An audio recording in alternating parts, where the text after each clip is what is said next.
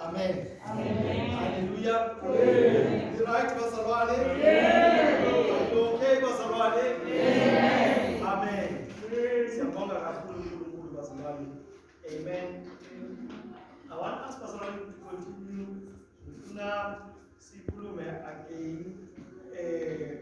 ngalokho esikhuluma ngakho ngiphelile. Amen. Amen.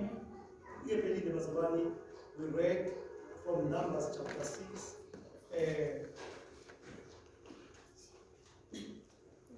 Numbers chapter 6, verse 22.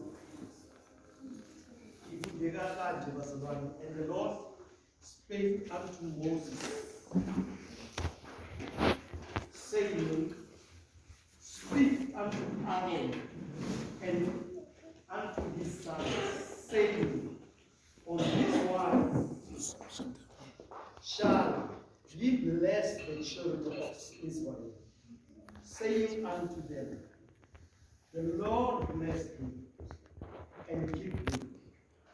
The Lord make his face shine upon thee and be gracious unto thee. The Lord lift up his countenance upon thee and give thee peace. Amen. Hallelujah. Amen. Today, verse 25. Until the Lord made his face shine upon thee and be gracious unto thee. Amen. Hallelujah. I want us personally to understand ukuthi uNkulunkulu uma atshela abantwana bakhe atshela uMoses ukuthi atshele uAaron ukuthi they must time to time recite this scripture and baphakamise izandla upon isizwe sakwa-Israel. Around 6 million yabantu bamile abapriesti baphakamisa izandla zabo bababusisa ngale ndlela. I want us to understand something, bazalwane.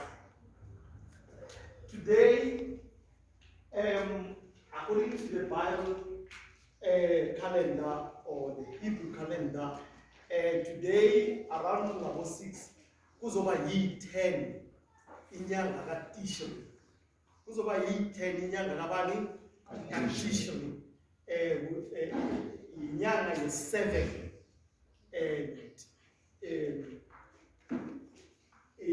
inyanga today uqala okuba ilanga la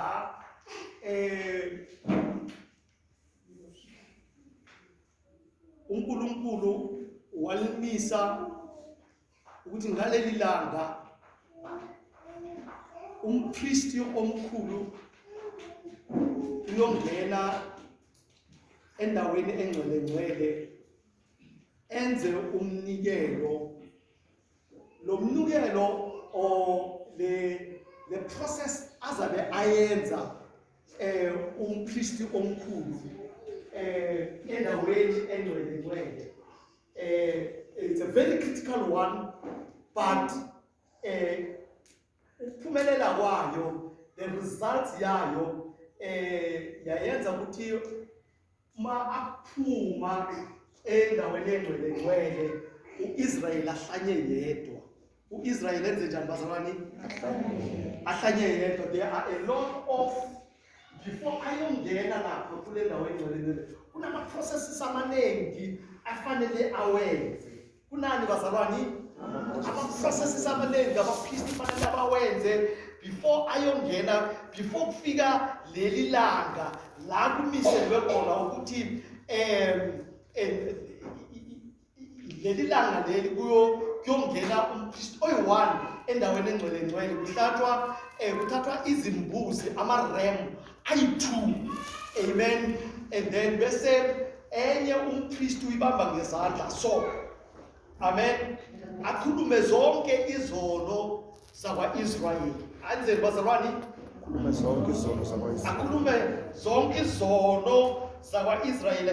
Uqala ngokuvuma zakhe izono ku-Hebrews chapter 9 iyavela lapho ukuthi uqala ngokuvuma zakhe izono bese avume izono zonke zakwa-Israyeli. Amen. Bese kuhlatshwa eyi-1 iram, bese kuthathwe igazi layo lale ram lithelwe phezu kwale ephilayo. Amen. Lithelwe phezu kwalo, lifafazwe phezu kwaleli igazi ephilayo, kukhulunywe lezi zono. Bese le kuba nendoda enamandla ithathe le ram iphume nayo ikude esigangeni. Amen. Ishiye lapho kuthiwa le gama elithanda ukuthi scapegoat. Yilelo gama lelo kuthiwa it's a scapegoat. Amen. Iyathathwa lelo wathi iyoshiwa le, bese ke kuthathwa leli linye igazi eliseleyo, umpriest omkhulu Nkosi ayongena nalo endaweni engcwele ku-altar, I mean ku-covenant box. Amen. Kumphongolo wesivumelwano, uyothi makafika nakulo umphongolo wesivumelwano athathe leli gazi lale mbuzi alifafaze, and then enze konke lokhu okumisiweyo afanele akwenze. Amen. Akwenze ngenxa yokuthi uma ayongena ngale endaweni engcwele kusuke kunezinto eziningi kusukela ku-Passover. Ku-Passover angithi sine-Passover bazalwane, i-festival yokuqala sine-Passover, sine-unleavened bread, sine first fruits. Zoyi-3 lezo zenzeka almost ngesikhathi esiyi-1, bese siba phakathi nendawo, bese siba festival of the weeks. Amen. I-Pentecost ngelimi lethu, angithi bazalwane. Hallelujah. And then bese ke ngalesi sikhathi, ngale inyanga kaTishri. Amen. Sina futhi ama-festival ayi-3.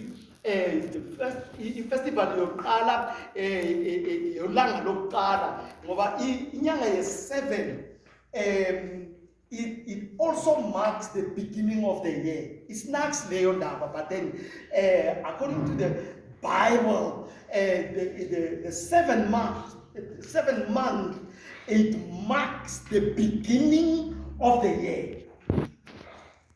Amen. Amen. In a Hebrew or in a Bible calendar, it marks the beginning of the year. So umakuzi 1 Tishri,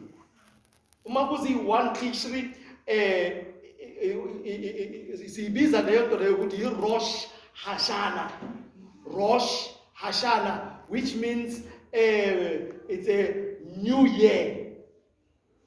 Amen. Nje amaJuda wonke uma ahlangana bekabungelela nathi Rosh Hashanah bathi Happy New Year. Amen. Hallelujah. Because it was a new year nge-1 sikaTishri. Namhlanje ziyi-10. Amen. Namhlanje kugujwa leli suku ebalibiza ukuthi yi-Yom Kippur.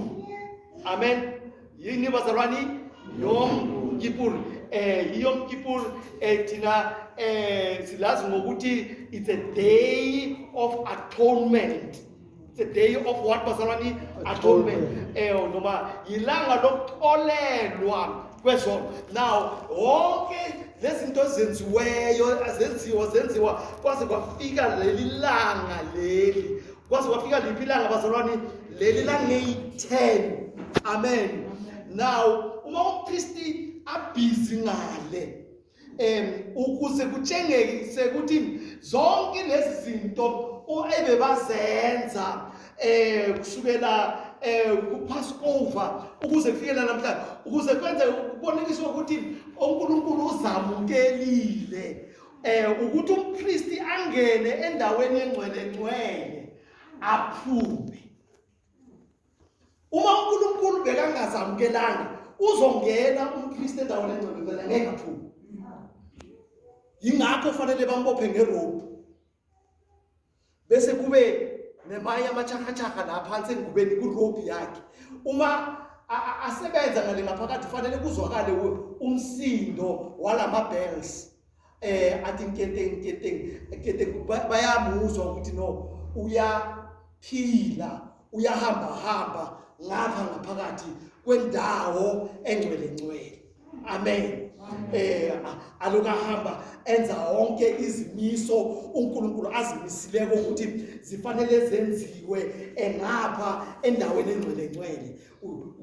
Uyezwakala athi nketeng balalele abaseduze no-Israel wonke about 6 million 7 million people bajame lapha entabeni bayalalela ukuthi ingabe izono zethu zixolelwe na.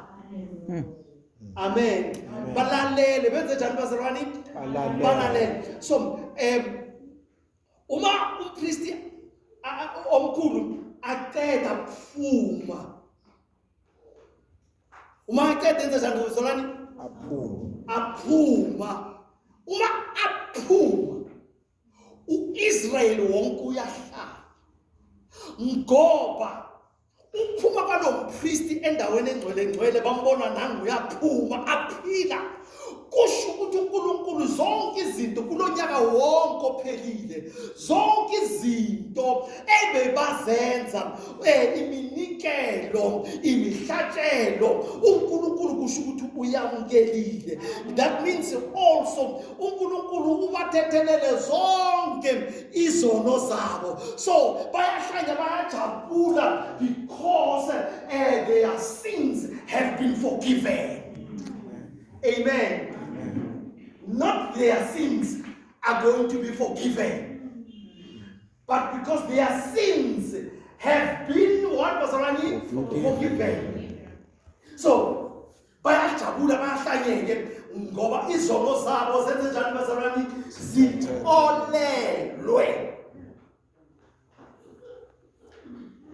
Amen. Izono zabo zenze njani? Zixolelwe. So, leli langa 10 Tishri yisikhumbuzo salokho bekwenzeka. Amen. Hallelujah. Amen. Now, uma izono zabantwana baka-Israel zixolelwe, that means they can start a new year on a clean slate. Amen. They can start a new year on what was already? Clean slate. Hallelujah. Amen. Bakhona abantu today abanenkoloto ngithi abanamakala. Sengikhuluma ngamakala wemabhenki, nami nginawo amakala wemabhenki. Sometimes asibhadali kuma areas. Amen. Hallelujah. Angithi kunjalo bazalwane? Amen. Uma kungathiwa kuwe was amatala akho wonke asuliwe, you begin a new life. What is it ungenzani? Amen. Batshele nokuthi njengoba uzoqala on a clean slate, we also give you this provision. Bakunikeze something ezokumangaza nje, ezothi kuwe akusenasidingo sokuthi wenze ezinye inkoloto from here going forward, because you have been provided enough for uphilo uyaphambili. What is it that you can do? Angeke uhlanye na. Angeke this is what was happening in Gaza.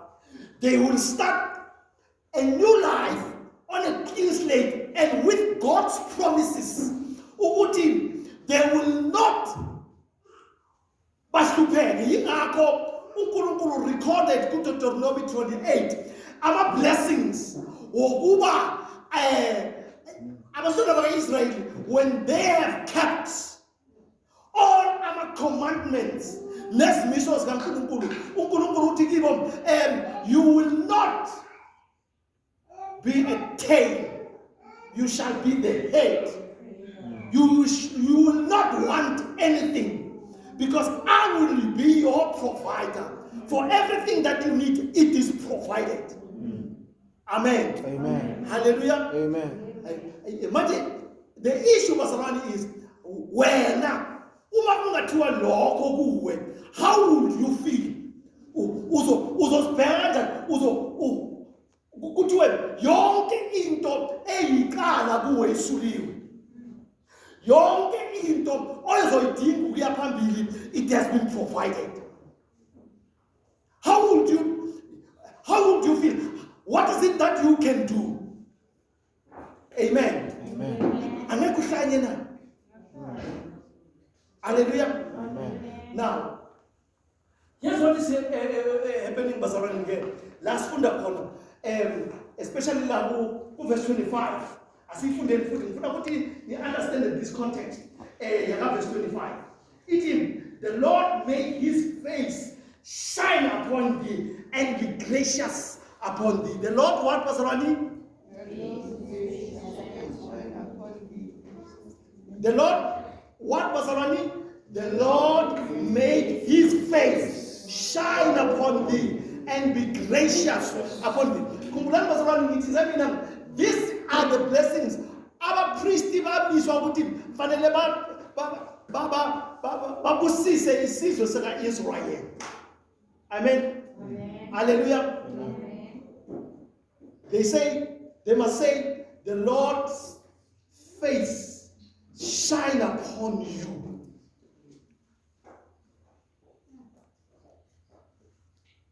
Ubuso buNkulunkulu mabuphazime phezu kwempilo yakho. Now, uma ubuso bukaNkulunkulu buphazima phezu kwempilo yakho, kwenzekani ngempilo yakho? Kwenzekani ngempilo yakho bazalwane?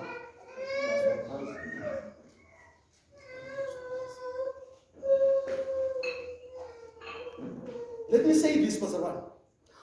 Now we have Jesus who died on the cross. Yes. We do not need another priest ozosingenela endaweni engcwele. Yes.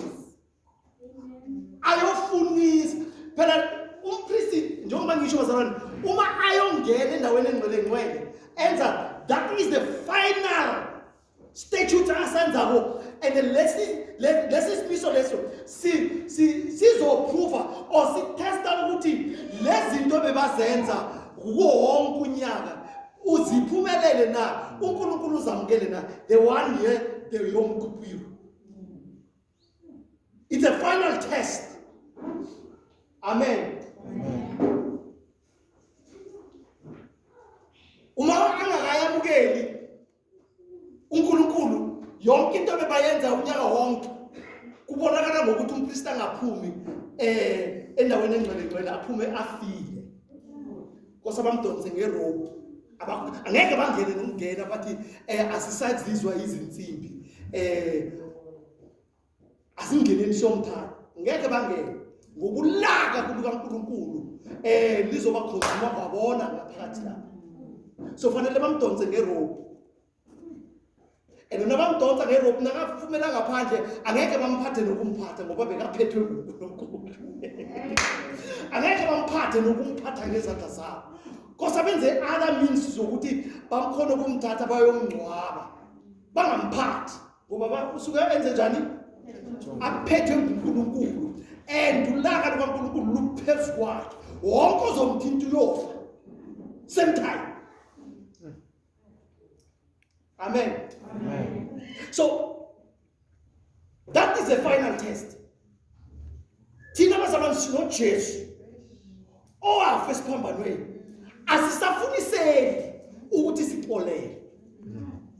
uJesu uma efa esiphambanweni, he said it very loud. Baba bathethelele abakwazi abakwenzayo. Amen.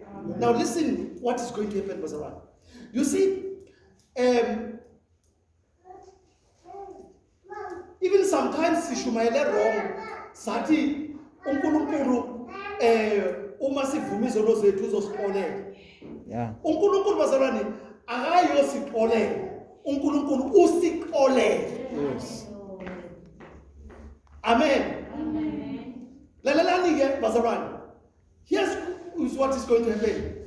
Uma uNkulunkulu abuya azobhubhisa umhlaba, akayobhubhisa umhlaba ngenxa yesono. Ngoba uNkulunkulu isono usixolela. Amen. uNkulunkulu, he is no more against people who are doing sin, who are sinning. Amen. Amen. uNkulunkulu is not going to destroy umhlaba ngenxa yokuthi umhlaba unesono. That is a very wrong thing ebesiloko siyisho. Kwangathi uJesu akafa. uJesu ufile. uJesu ufele izono. uNkulunkulu usixolele. Uma uJesu athi baba bathethelele, uJesu waye a negotiator noma tenders on our behalf, and God did forgive us. Izono zethu bazalwane, wonke umuntu isono noma ngelisakabani, whether uyisangoma, whether ungutsotsi, whether ubulele, izono zonke zabantu bonke emhlabeni zixolele. But uNkulunkulu is still going to destroy the world. Why uNkulunkulu is going to destroy the world? uNkulunkulu is going to destroy the world because the world didn't accept ikolo lakhe. The world didn't accept Jesus as a gift. Amen. Amen. It's like uma kungaba nabantu la, uma ngenza example ngabantu abayi-10, ngibapha ama-100 ngibe usisi la athengisa amagwinya. Labantu laba balambile, benza njani bazalwane? Balambile to the extent yokuthi they can die, they can faint anytime. Bese ngifike mina ngibapha ama-100. Bese kube nosisi nangu la uthengisa amagwinya, and amagwinya are not cheap. Each and every gwinya liyi-100. Bese ngibanikeza ama-100 ngithi nawo ama-100 ngoba nilambile, nangu sisi uthengisa amagwinya. Yani kuye lo sisi lo othengisa amagwinya, bese omunye ayibheke 100 athi hey, vele ngithenga igwinya nge-100. Avele ngithenga igwinya nge-100. Angalithengi omunye. Abanye babo bangawathenga amagwinya, mhlawumbe kuthenge only 5 yabo, badla amagwinya beze ba-refreshed, bathole a new strength ngala magwinya. Laba abanye laba babheke i-100 bathi angeke bakhumbulele phambili for the 100. Njengoba abanye abantu nasikhuluma ngokusindiswa bathi hawa nathi sizakubona ngesikhathi esizayo. Abafuni, they want to postpone insindiso yabo today. Bathi sizakubona ngesikhathi esizayo, bathi akukafiki. Abantu bathini bazalwane? Akukafiki. It is not yet, whilst God has provided his son. Amen. Amen. Bahambe laba bayi-5 bangathenganga amagwinya. Ihambo labo lingayindawo ngoba lapha phambili they are hungry, they are exhausted, bafeyinte, baphethe imali engathana bathenge ngayo amagwinya we-100 azobenza ukuthi bakhona ukuhamba isikhathi eside ngaphandle kokuthi balamba. Amen. Amen. Hallelujah. Amen. Nyangizwa bazalwane. Nyangizwa bazalwane. Amen. Abantu abayobhujiswa ngoba banesono. Abantu bayobhujiswa ngoba they didn't accept. Azange bathathe i-100 bathande lokho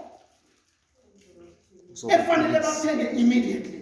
Bathathe ikolo bonke abantu, they know ukuthi baxolelwe, they know ukuthi uJesu wasithethelela. Yingakho bonke abantu they can confess, even in ezangoma nabo bonke abantu they can even confess ubukhona bukaNkulunkulu. Amen. But abantu ngeke babhujiswe ngoba benza isono. Bayobhujiswa ngoba they didn't accept Jesus. And uJesu uyinsindiso. uJesu uyini bazalwane?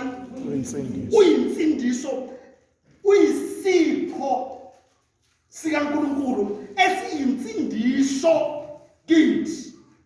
Amen. Now this is what is happening ngebazalwane. If you accept lensindiso, amen. Amen. If you amukela lensindiso, you are coming closer and closer to the face yakaNkulunkulu, ubuso bukaNkulunkulu. Amen. Amen. Hallelujah. Amen. Usondela kuphi bazalwane? Ebusweni bukaNkulunkulu uyasondela. Now uma usondela ebusweni bukaNkulunkulu, the light yakaNkulunkulu will shine upon you. The light yakaNkulunkulu will do what bazalwane? Will shine upon you. Will shine upon your life.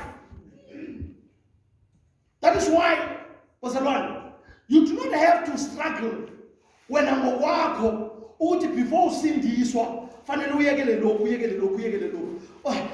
There are a lot of people abafuna ukusindiswa mhlawumbe nathi sashumayela wrong ukuthi uma uzokhonza uNkulunkulu uzosindiswa fanele uyekele lokhu nalokhu. And then we made it impossible ebantwini ebafuna ukusindiswa mhlawumbe, because in their own effort abakhona ukuyekela ezinye izinto eseziyinjwayelo emzimbeni yabo. Kunezinye izinto eseziyinjwayelo konje sizibiza ukuthi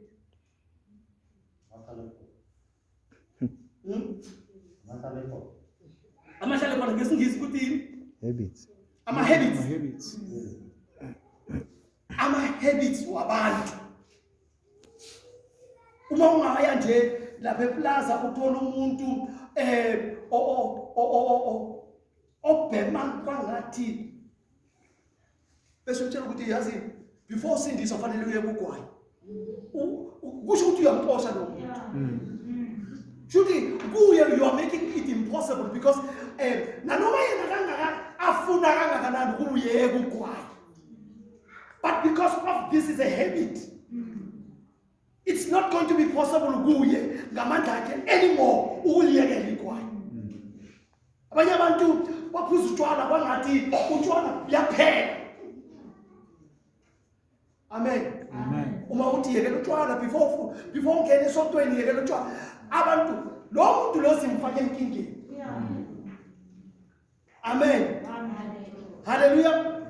But if we are saying kubantu, if we are bazalwane,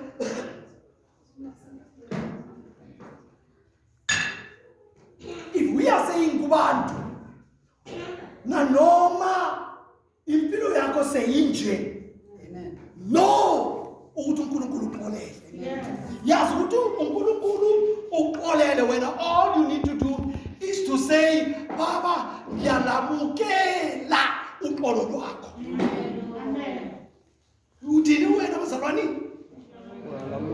Baba ngiyalamukela uxolo lwakho. Uma uthi Baba ngiyalamukela uxolo lwakho, usondela ku the light that is going to shine upon you. And as the light shines upon you, that light will strike everything that is filthy in your life. Amen. Zonke izinto ezingasi right empilweni yakho will be struck off. Amen. Amen. The more sondela kule light, there's more sun. Le light linamandla. The more sun kule light, the more you see ukuthi awusana appetite yalezi zinye izinto.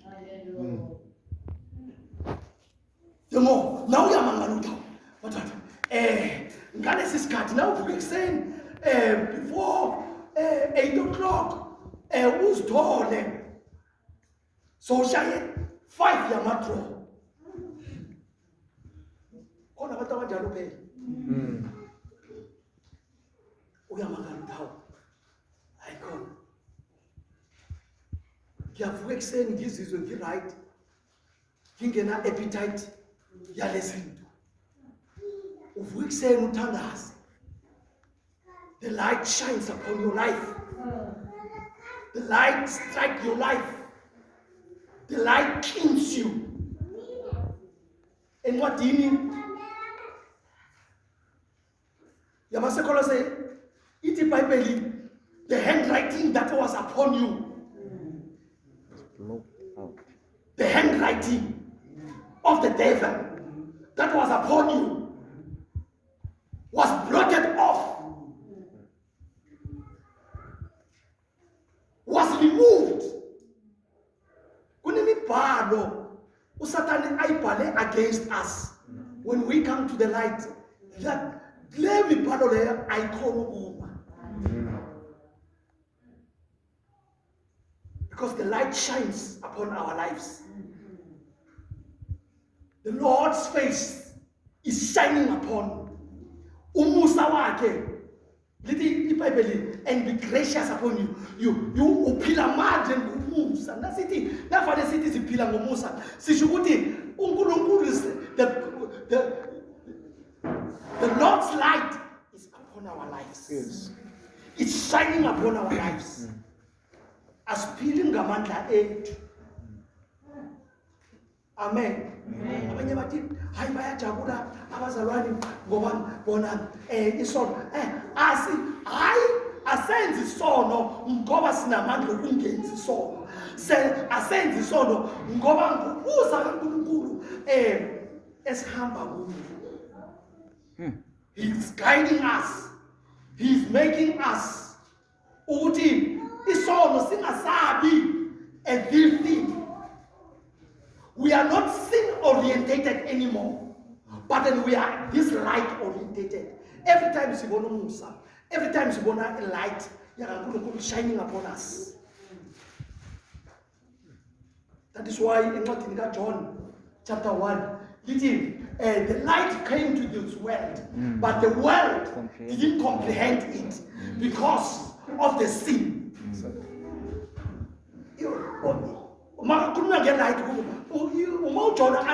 The light came to the world and the world didn't comprehend it.